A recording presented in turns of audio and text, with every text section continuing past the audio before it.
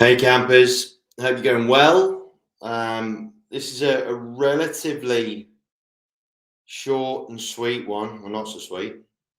Um, Seems to be a hell of a lot of success going around, right? Which is really, really cool. Really, really cool.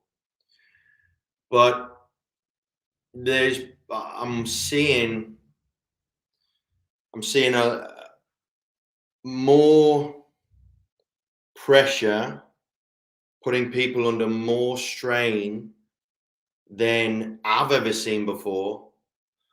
More people being a lot more open about the fact that they just seem to be in struggle town in a huge way, and I just wanted to address it a little bit because the standard Facebook thing, right? And we all know this, we all talk about this, but at the same time, right, we all fucking feed into it, right? We all know that Facebook, Instagram, all the social media, all the social media pages, in 99% of cases, all they do is portray the process towards perfection, right? They portray all of the success without any of the baggage or any of the shit. And the reality of what's going on is the fact that when people that you work with, when people that you know are not even hiding the fact that they're struggling or trying to hide it and failing miserably, the fact that it's just so much more visible right now makes me think that we need to perhaps have more of these conversations openly, in this sort of environment. It's amazing that people are doing so well. At the same time, we need to be very much aware that all that glitters ain't gold on occasions. So, team, I want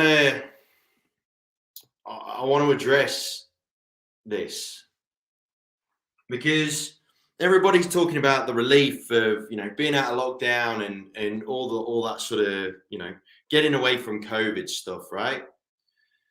Which is great, yeah. And we do need to celebrate success, right? So I'm not bagging out social media, right? It's not social media's fault that that perception's there. But there's so much pressure coming from so many angles right now.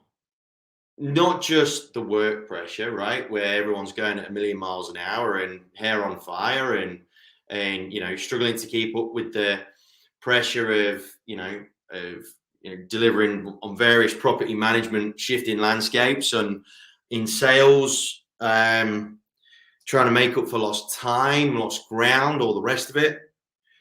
But it's not just the work pressure.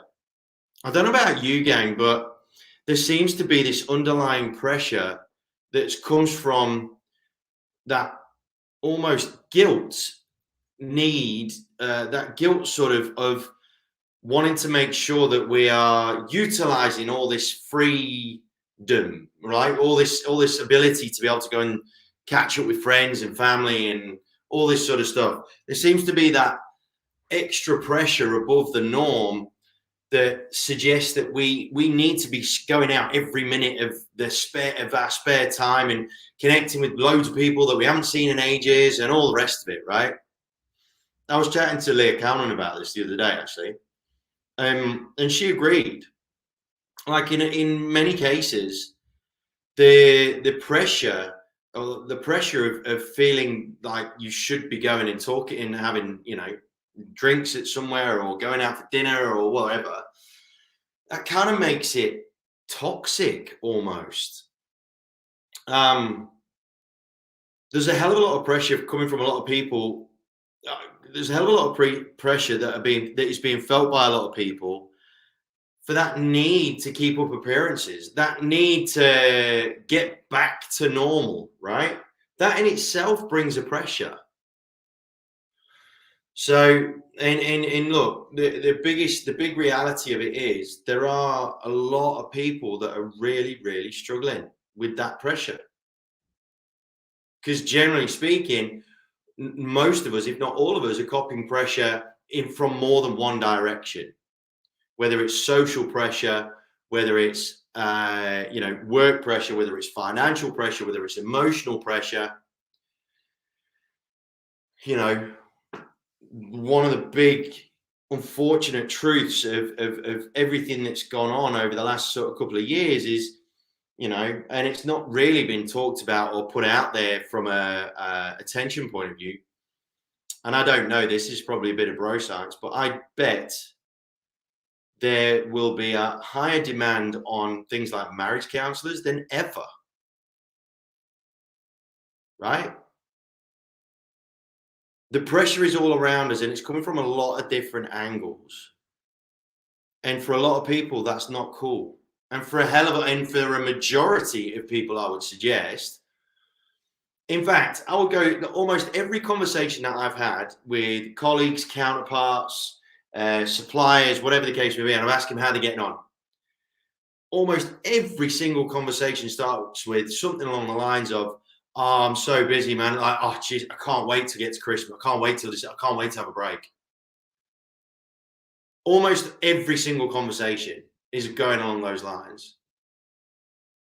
The amount of offices that we're working with in the networks that I'm involved with the auction offices that I'm working with, almost every leader's feeling the pressure, big time, in one extreme or another, where they're just about to hit the fan from a financial point of view, or the other extreme pressure is that they are that busy that they are about to burst.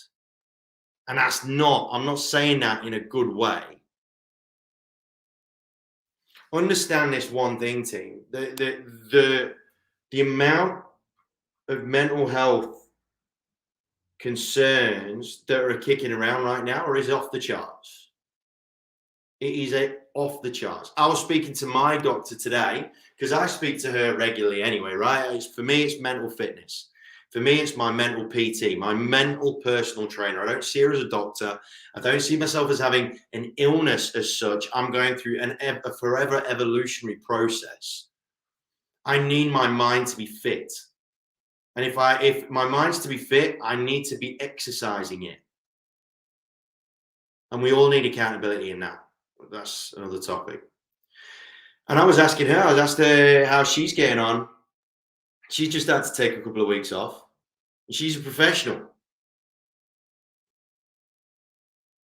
We're feeling it at every single level. Every single level of intellect is feeling the pressure. All right? You ain't alone. If you are one of these people that this might be resonating with, understand you are not alone. Now, you may not feel that you have anybody to talk to, right? And I get that, and that's fine. Don't put yourself under more pressure to feel that you have to talk to someone about it, right? Sometimes just that understanding that you are not the only one that is going through something of this sort of nature, not the same, because it all works differently for all of us because we're all wired differently. Just that small glimmer of comfort that you are not the only one walking down mental health lane, that bumpy cobblestone road that throws us off all the time. There's a hell of a lot of people walking down mental health lane right now. Loads of people.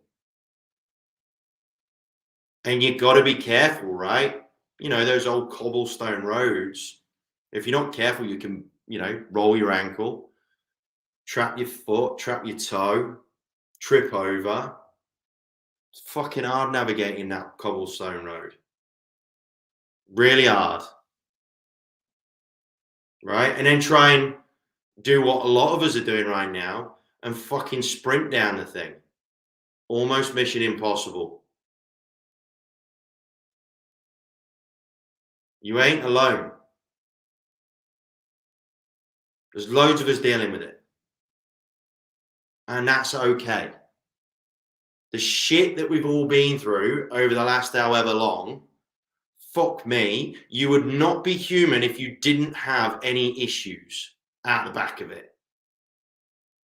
In some way, shape, or form.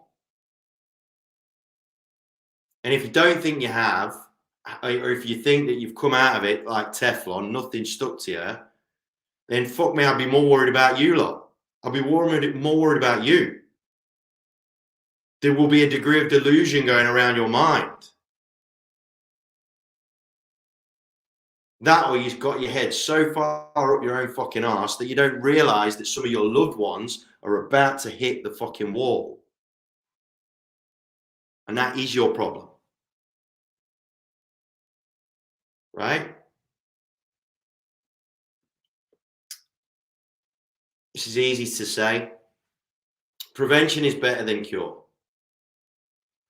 Harder to do. And by prevention, I'm not saying prevent yourself from getting anxiety or feeling the pressure or struggling under the pressure. I'm not saying preventing yourself from feeling that, because this is a conversation for those that are feeling it now. By prevention over cure, I'm talking about preventing yourself from doing something really, really permanent from a damage point of view. Because if you go to the extent that I'm sort of alluding to a degree, sometimes there ain't no cure. That is irreparable damage. And the people feeling the damage, it might be the people that you're leaving behind.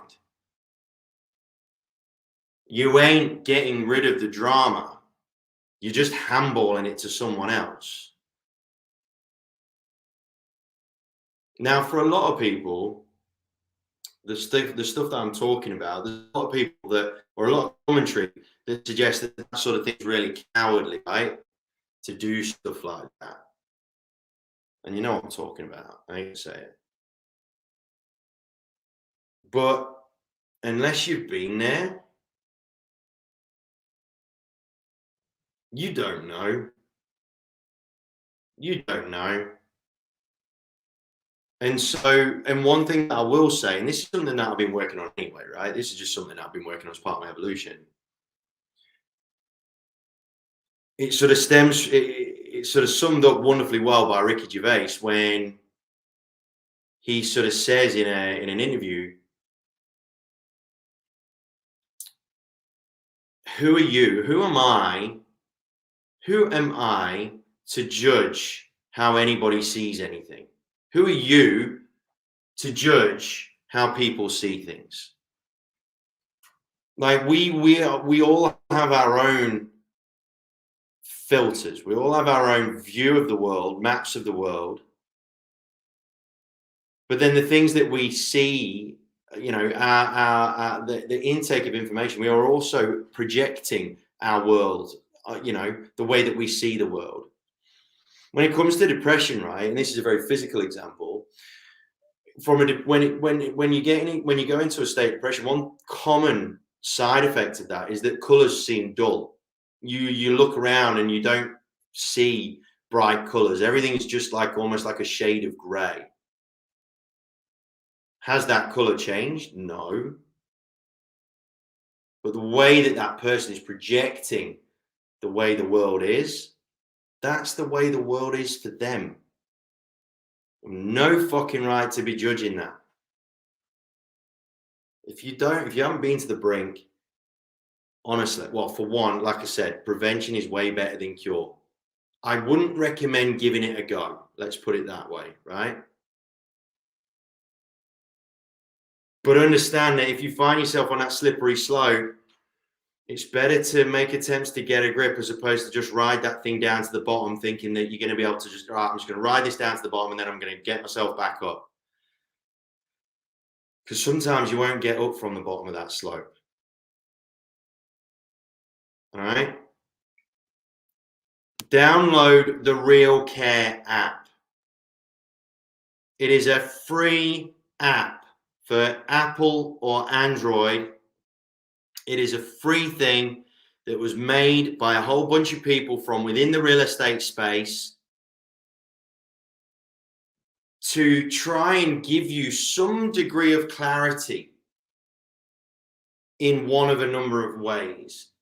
There's loads of different parts to the app, and it's free, that allows you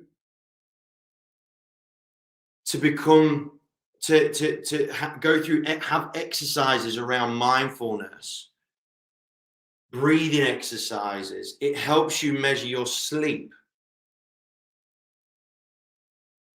If you're having financial difficulties, there's bits in there that can help you with a bit of, a bit of personal finance stuff.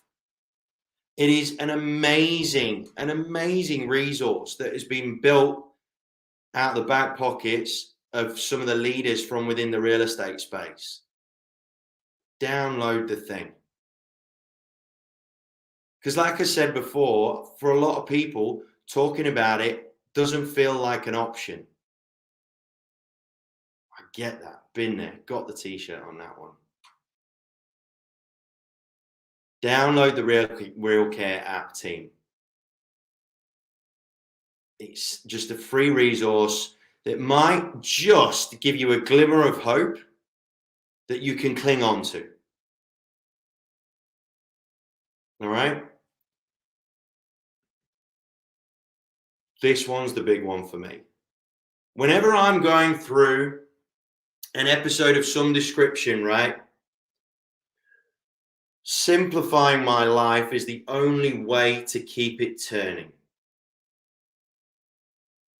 When you're getting into a state of stress or anxiety, or you're struggling with pressure or depression or anything like that, the hardest thing to do is make any decision about anything. The hardest thing to do is just to process anything in your mind. It's so difficult.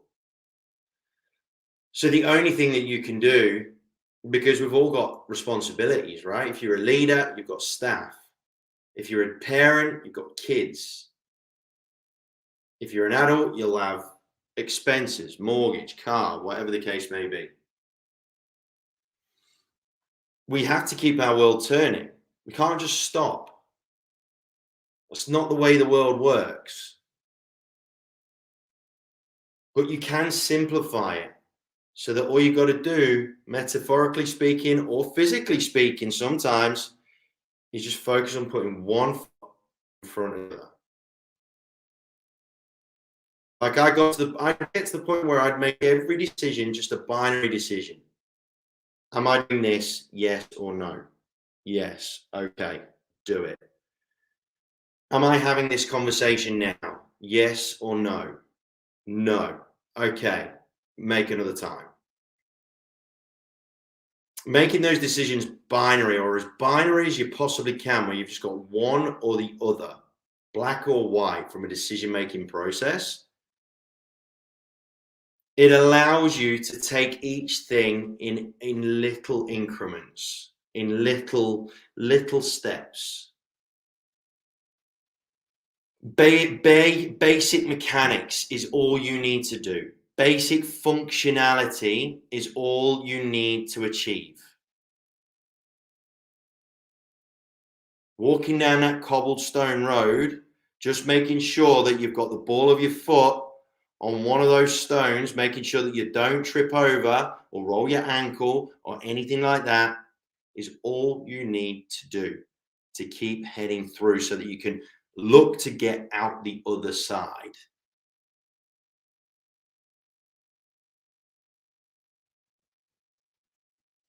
Easier said than done, right? But depression, anxiety, stress, all that sort of stuff, pressure, it makes you feel like your world's grinding to a halt anyway. So just simplify your life. And if you have the fortune of having a support network of some description, just You know, you don't have to talk to them about stuff if you don't want to, but just be very clear on your communication. I'm not talking to this person today. I'll talk to them another time. I'll get this done by then. Just be very, very simple in your communication to your support network. And they would understand if they are a true support network. They'll feel something. And the last thing, get help. Now, like I said, talking is sometimes really, really difficult. Sometimes talking is the last thing you want to do. And I get that. I feel that reasonably regularly in my own time. But like anything, gang, if you can't hold yourself accountable, get someone to be accountable to. I've been seeing my doctor, my mental PT regularly since 2015. And it's created an evolution in myself that I am so glad, proud, relieved, content. It's just, I doubt I'd exist.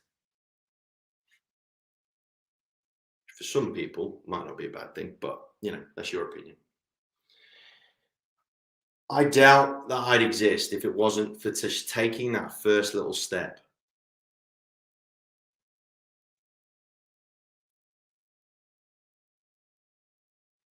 You can do things anonymously, right, as well. If your ego is really struggling to allow you to just express that vulnerability, again, I'm not judging. It happens regularly. Look, let's face it, especially in guys. Fucking hard admitting that you ain't infallible. But no one is. Perfection does not exist. Those that put out there this perfect life, they feel they've got this, you know, they're trying to convince everyone that they've got this perfect life. The only person they're trying to convince is themselves, because they've got some serious issues that they're trying to paper over. Please, please, please go and get some help, even if it's anonymously. And just remember, like I said, prevention is better than cure.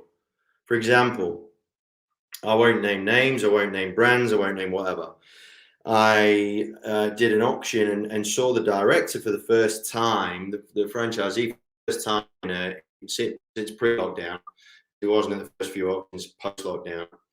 And he was there at that one. And I asked him how he was going. And this is a veteran of, I think, almost 30 years in the game of real estate.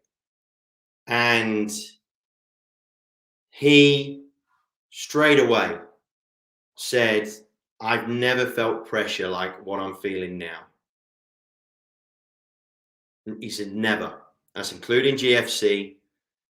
It's including the 2011, almost the second GFC. Including all the lockdowns. He goes, I've never felt so much pressure in my life. And to the point where he said, I sometimes struggle to remember who I am. And that was just in a very brief conversation. And he is typical of what's going on. So please, team, you know, if you want to do it anonymously, there's Lifeline, there's all sorts of places that you can do it anonymously. Even if you just want to reach out to someone, anyone that you feel that, you know, one of the other really cool decisions that I made towards the start of my journey down mental health lane, I just felt, and I don't know why, because I didn't know him that well at the time. I really didn't know him that well at the time. But I felt a connection to Rick Rushton, and therefore I felt like I needed to just express something. I needed to mention something to him about the drama that I was going through. I don't know why. I wasn't after anything, but that instinctive decision that I made one time, I think it was outside of a restaurant in Glen Waverley. And I don't know what made me do it, but I'm fucking glad I did. All right? If you're feeling that instinctive need to reach out to someone, just do it. Okay? All right, gang. I'm going to leave it there. Just remember, team, you ain't alone. If you're feeling the pinch, and we are all feeling the pinch in some way, shape, or form, just recognize that you ain't the only one. I'm not saying that to belittle anybody's pressure, but just understand that there is a lot more empathy around you than what you may realize, because sometimes it's really difficult to see that. All right, campers, I love you all. I really, really, really do. I really do.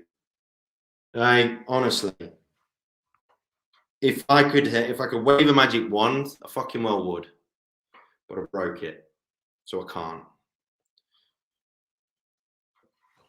You know, I've never been more sincere when I say this, and it's the same line that I say every single time. But please, team, stay safe, stay happy, stay healthy. Most importantly, stay happy. And if you're struggling to do those three, at the very least, reach out to someone. Because your problems are your problems. If they're big problems for you, then they are big problems. Don't fucking buy into this bullshit commentary around, oh, well, you're not a kid dying of cancer, or you're not on death. Fuck that. If they're your problems, they will feel like problems. So don't belittle them just because you've heard some tosser trying to belittle them for you and make you feel stupid for feeling rough. Just stay safe, stay healthy, stay happy, and reach the fuck out if you can't. All right, team. Love ya.